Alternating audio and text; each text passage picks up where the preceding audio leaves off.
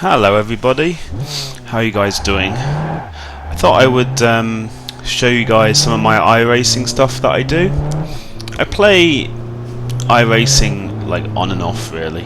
I would say that I really enjoy it, but it's just really takes a lot of time for you to practice. Actually this series I don't really need to practice this series a lot because I've run this series in the past quite a lot, and also I know this track very well.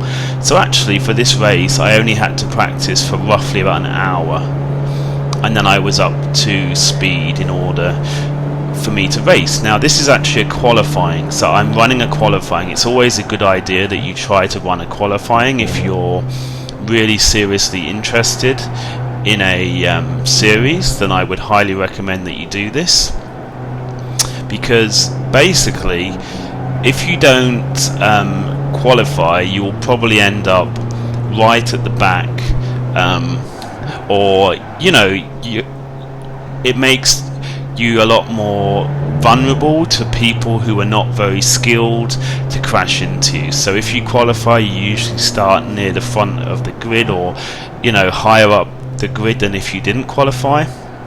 It means that it's a lot easier for you to get a good start, and that will help you. Now usually when I do qualifying, I do one kind of banker lap. So I do a first lap which is not going absolutely full speed, it's like a banker lap, and then after that I do enough laps after that until I'm happy that the qualifying is a good enough time.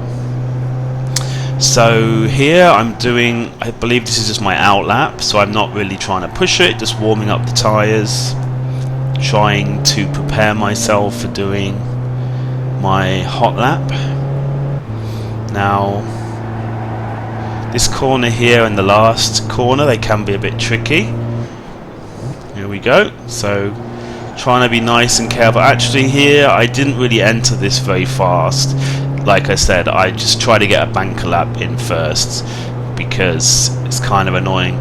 I mean, also when you do the qualifying, it actually is counting towards your SR, and SR is safety rating. So as your safety rating increases in iRacing, it basically means that you're able to get a higher license. You start with a rookie license, then you get a D license, a C license, B, then A, then Pro.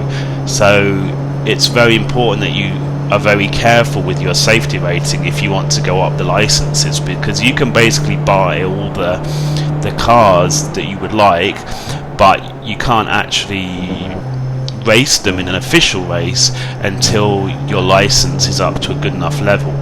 This is a series which is called Grand Touring Cup. This series is a Class D series, and it's a multiple one. So basically it goes with the MX-5, the Pontiac Solstice, which we always call the Slowstice because we don't like the handling and it's quite slow, and then I'm in the Volkswagen Jetta TDI. Now I actually really like this car in terms of, I believe it kind of suits my driving style because it's quite slow really, and it enables me to get a good line, you know, on every lap. I don't know, it just kind of suits me. But the problem is with this car, once you get it out of shape, it will basically spin around on you quite easy. So the handling is quite good, but if you do hit a curb in the wrong way, or if you go off onto the grass a tiny bit, the car will be very unforgiving. Whereas the MX-5 is very popular in this series because the MX-5 is a much easier car that you can throw around. Even if you are not a very experienced racer, as long as you have done a fair bit of practice, you can drive the MX-5 around here pretty well. Now as you see, my first lap is a 2:13. That is a banker lap. So if I completely fail with the other laps that I try, at least I've got a banker lap, which at least will mean that I'll start relatively near the front of the field. So now I'm trying to go for a much faster lap. So I'm going pretty much flat out here, trying to make sure I hit all of my lines. This vehicle has a fixed setup. That's how they kind of match the cars, because this car is a faster car than the MX-5. Certainly on the straights it's faster, but what they have done is they've only allowed us to use a fixed setup, whereas the MX-5, it can use a customized one. So therefore you find the MX-5 is kind of faster on the corners, or it can be in a good driver, but then when you get on the straights, the Volkswagen is usually faster. So, you know, I feel like it's a good matchup. On this track, it's very obvious that the Jetta is faster. There's quite a long straight, or there's a couple of quite long straights on this circuit, which I didn't say is Watkins Glen, the Boot version, I believe, which is an American circuit, and I actually really like this circuit. It's really fun and quite fast.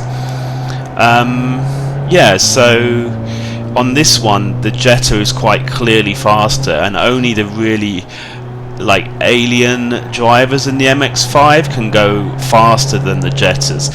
An alien is a guy who's just super fast, you know. There are quite a few in this game where even when you're doing your absolute fastest, like I'm pretty good at this, but still there's going to be loads of guys that will come in and do a crazy lap time, you know.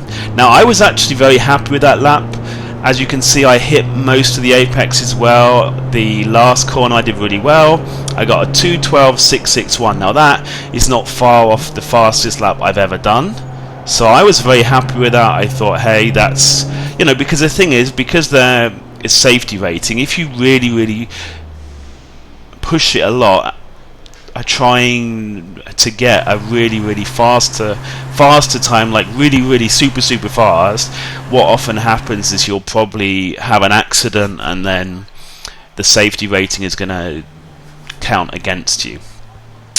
So I'm just going to replay. I think I replayed about half of the first lap, so if you'd like to have a look at the replay, then you can. I'm going to stop the commentary here because I don't really have much more to say, and I will be commentating on the actual race after this. So enjoy the replay and see you guys in the next video. Bye bye.